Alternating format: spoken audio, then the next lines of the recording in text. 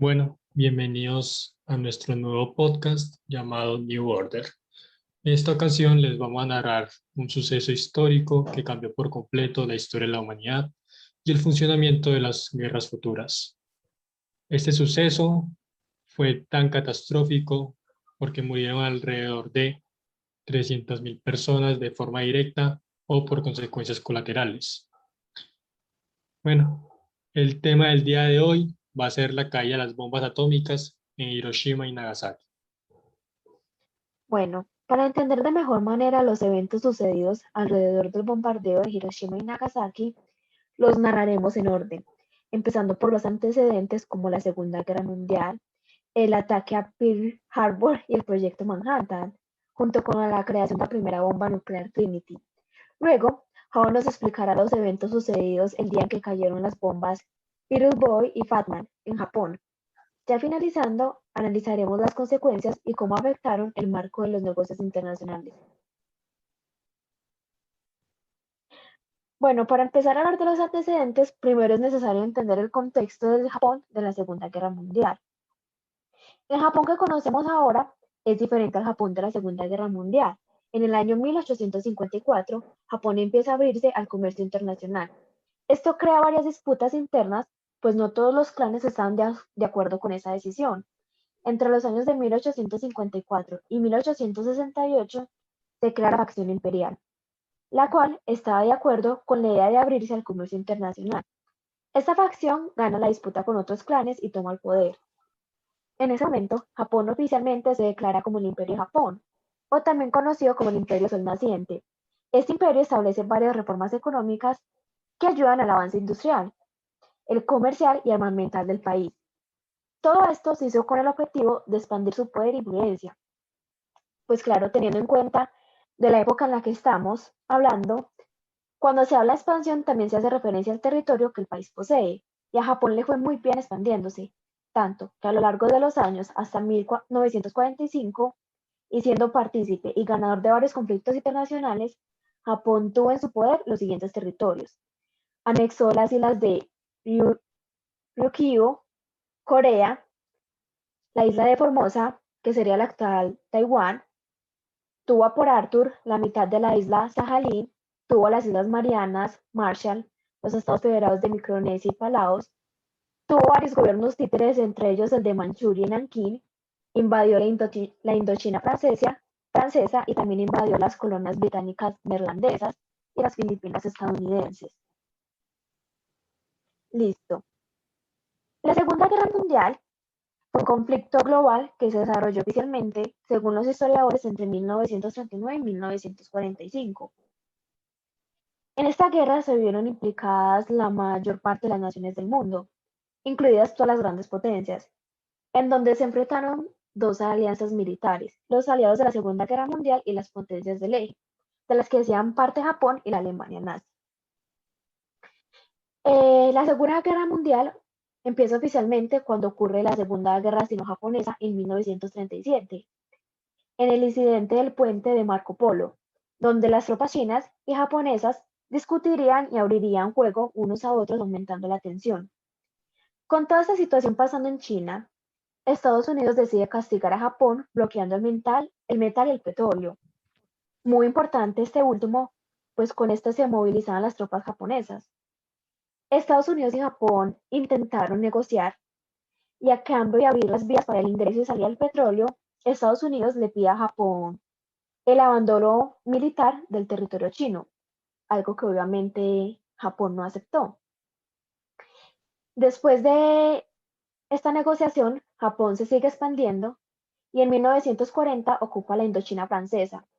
Para ese momento, la Alemania nazi ya había llegado a Francia y el territorio de Indochina se convierte en aliado de la Alemania nazi.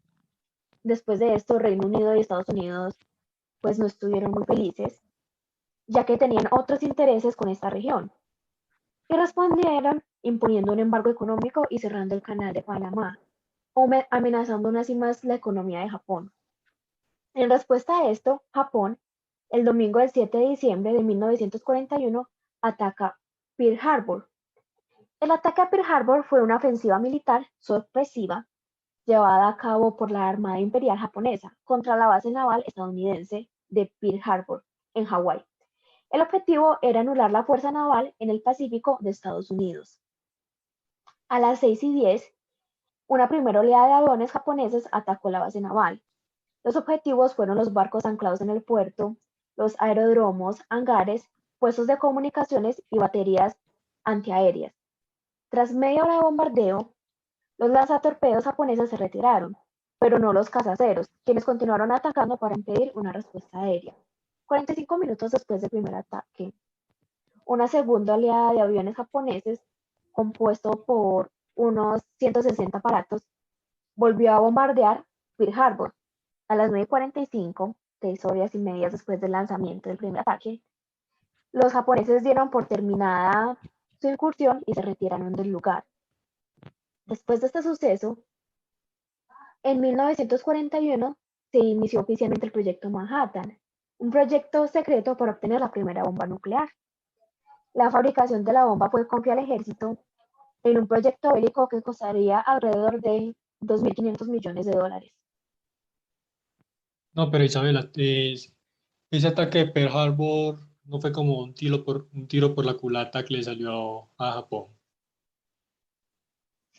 Pues es que en Es ese que momento Estados Unidos era un país neutral, todavía no se había metido en la Segunda Guerra Mundial, fue después del ataque a Pearl Harbor que ellos se metieron.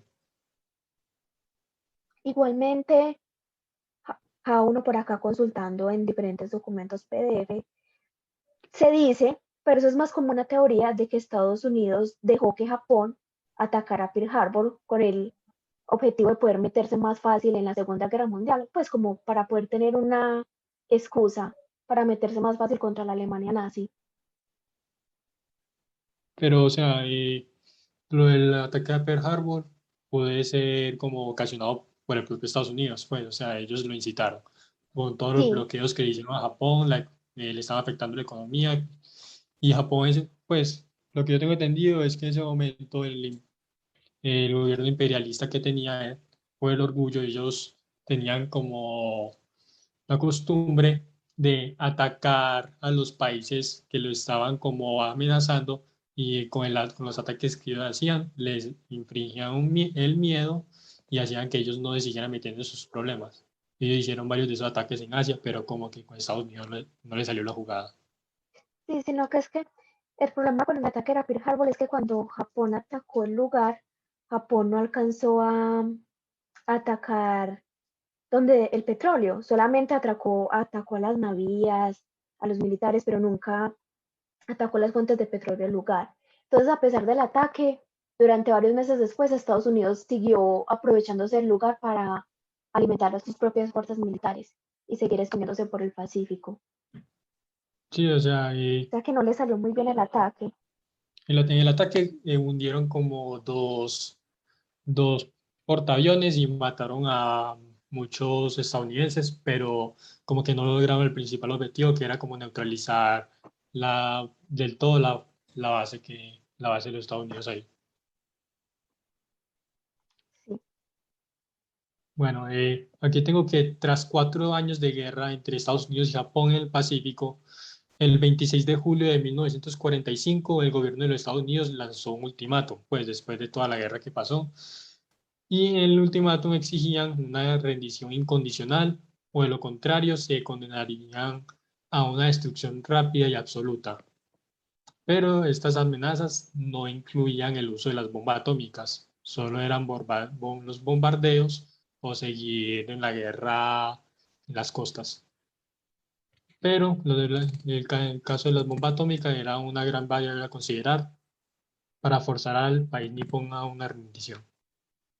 Entonces Japón llevaba a cabo negociaciones con los Estados Unidos, ya que el país ya se encontraba increíblemente desolado por la guerra y los propios ciudadanos japoneses se mostraban escépticos a seguir con la guerra. La población estaba gravemente desmoralizada y la economía del país estaba destrozada. Y todos esos factores mostraban una inminente rendición. Por esto no se encontraba entre los planes pero esto no se encontraba entre los planes de Estados Unidos.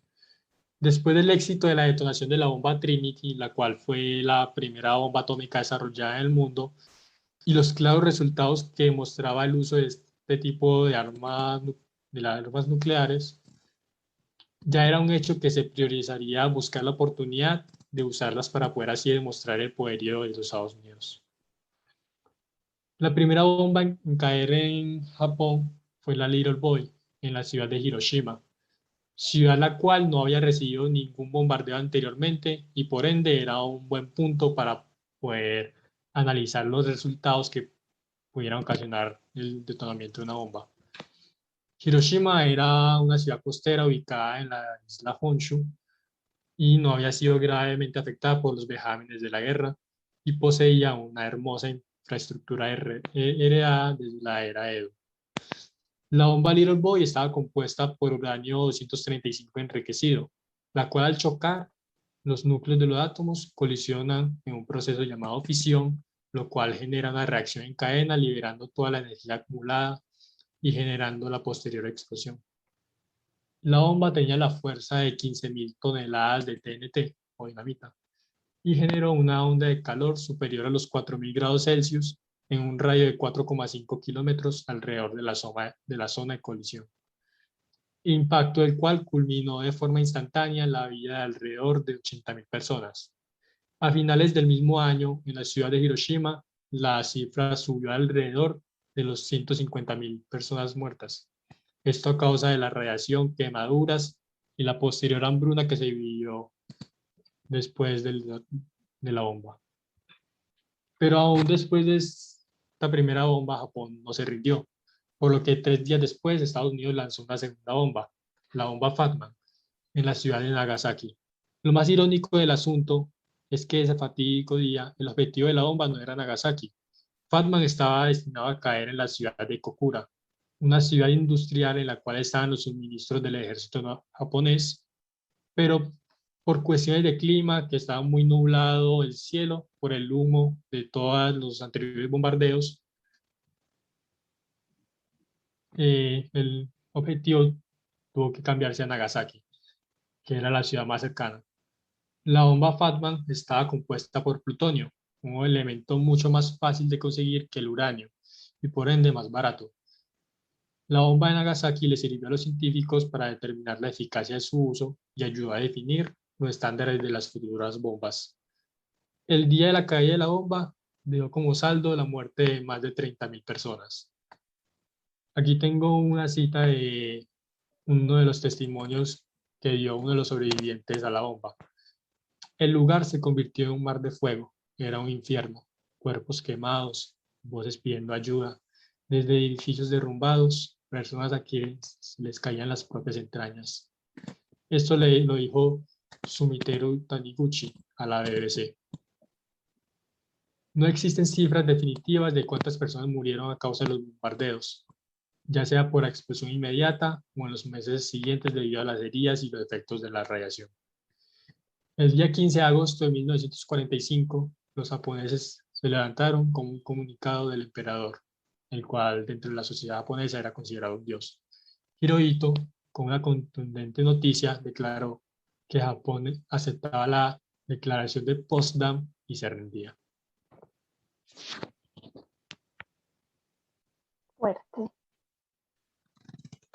Bueno, entonces, ya, ¿qué consecuencias hubo tras la caída de las bombas atómicas dentro de la sociedad japonesa? Bueno, la verdad es que hubo varias consecuencias. Después de lo que mencionaste, entre las principales consecuencias de la rendición de Japón estaba el tener que abandonar sus colonias. Entre las más destacadas están las que ahora son la República de Corea, Manchuria y Tailandia, perdón, quienes son actualmente estados independientes. Estas colonias representaban gran parte de la economía japonesa en ese momento. Entonces tener que abandonarlas fue definitivamente muy duro para el imperio. Sí, y aparte de Jao, eso ¿tú hubo, qué otras consecuencias? No, sí, dale, dale tú primero. yo he analizado, según lo que analicé, es que hubo una consecuencia social muy grande, que es el caso de los Hibakusha, que eran las personas que lograron sobrevivir a las bombas, pero eran personas marginadas dentro de la sociedad japonesa, ya que tenían el estigma de poder sufrir en cualquier momento de forma espontánea síntomas causadas por la radiación, y por ello muchas veces estas personas no encontraban no tenían la capacidad de encontrar un trabajo, porque llegaban a un lugar, pedían el trabajo y ellos no decían de dónde, o sea, falsificaban sus antecedentes, pero después de unos días muchas veces se enfermaba y ellos, al no ir a trabajar, los clientes de los jefes comenzaban a indagar sobre sus pasados, y en el momento en el que descubrían que ellos eran sobrevivientes a las bombas atómicas, en ese momento los despedían. Ay, qué pesar. Pues Jao, tocando el tema de las bombas atómicas, también se puede destacar que después de ver el potencial de las bombas nucleares, las demás potencias se incentivaron un montón para realizar sus propios experimentos y avances en el tema. Y pues a estos avances se les llama el comienzo de la era atómica. Pues, Jao, teniendo en cuenta todo lo anterior, ¿tú cómo crees que esto afecta en el panorama de los negocios internacionales actualmente? Pues cabe resaltar el cómo logró Japón recuperar su economía, porque después de la guerra la economía japonesa estaba por los pisos, estaba en un estanque profundo, pero todo esto fue gracias a la inversión que hizo el gobierno enfocada en el desarrollo de nuevas tecnologías y el sector automotriz. Todos estos resultados se pudieron lograr gracias a la cooperación entre el gobierno y las industrias, y esto sumado a la cultura del trabajo duro y las horas extras.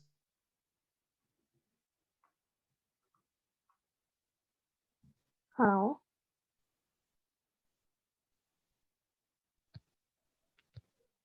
Jao.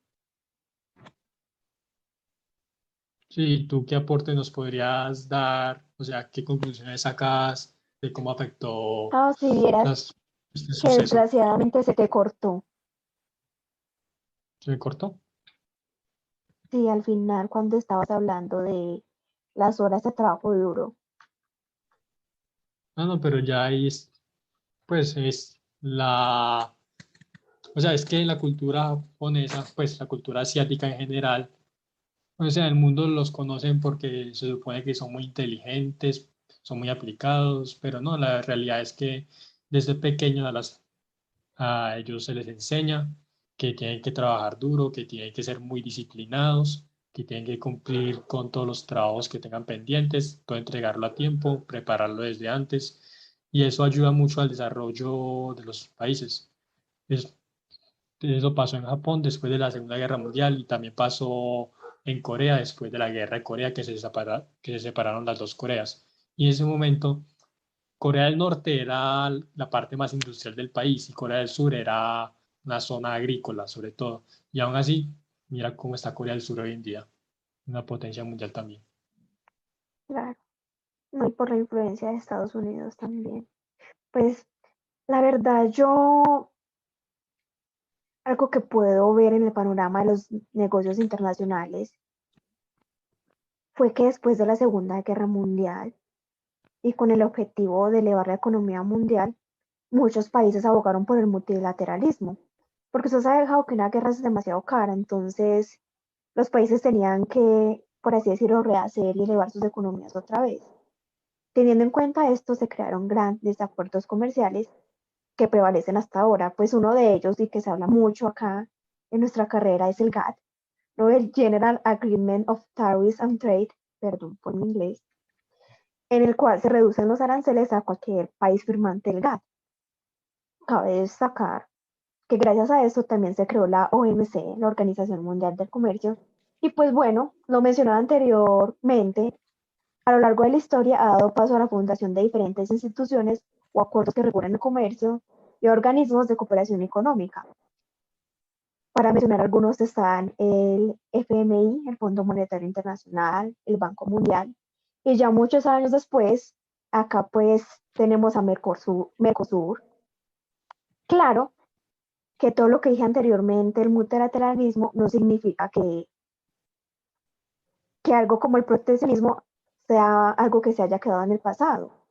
De hecho, podemos ver que actualmente, bueno, el año pasado con Estados Unidos y Trump, hubo mucho proteccionismo en su economía. Entonces, sí, eso podría Sí, ser lo que la yo guerra, la destacaría. guerra comercial con China, que comenzaron a poner aranceles en todo. Sí, exacto. Pero sí, eso Y es, ya es por proteccionismo del país, porque en ese momento era más lo que se compraba de China que lo que vendía Estados Unidos a China. sí, hablando pues un poco de China, me parece muy gracioso que durante la Segunda Guerra Mundial Japón tenía como una pequeña obsesión por los territorios chinos y a pesar de eso, después de la guerra, China creció de una manera impresionante también. Creo que Japón no se queda atrás, no. Japón sigue siendo una de las potencias actualmente, mejores potencias del mundo, como tú dijiste. Debido a eso logró recuperar su economía, pero sí, China tampoco se quedó atrás. No, y como mencionaste ahorita, lo que tuvo Japón y Corea del Sur fue que siguieron en el ejemplo de Estados Unidos, el capitalismo. Pero eso tampoco se aplica del todo porque mira lo que está pasando ahora en el Medio Oriente y sobre todo ahora en Afganistán, que Ay, aún sí. después de 20 años en guerra se retira el gobierno estadounidense, se retira el ejército de los Estados Unidos y los talibanes vuelven a tomar el poder. O sea, 20 años de guerra que no sirvieron para nada. Si es que intervenir a Estados Unidos no siempre le convino intervenir en tantos países. Tienen que perder algo. No le sirvió ni en No, bueno, Afganistán y tampoco le sirvió en Vietnam. esta verdad, pero no, entonces, después de esto, yo creo que damos por cerrado el episodio de hoy. Fue un Sí, fue episodio muy una, informativo, en mi parecer. sí, es que aparte es que el suceso que narramos el día de hoy influye mucho en cómo funciona el mundo actualmente. Claro, es histórico.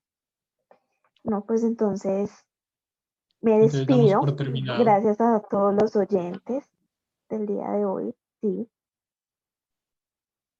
Bueno, chao, bueno, muchas gracias a todos.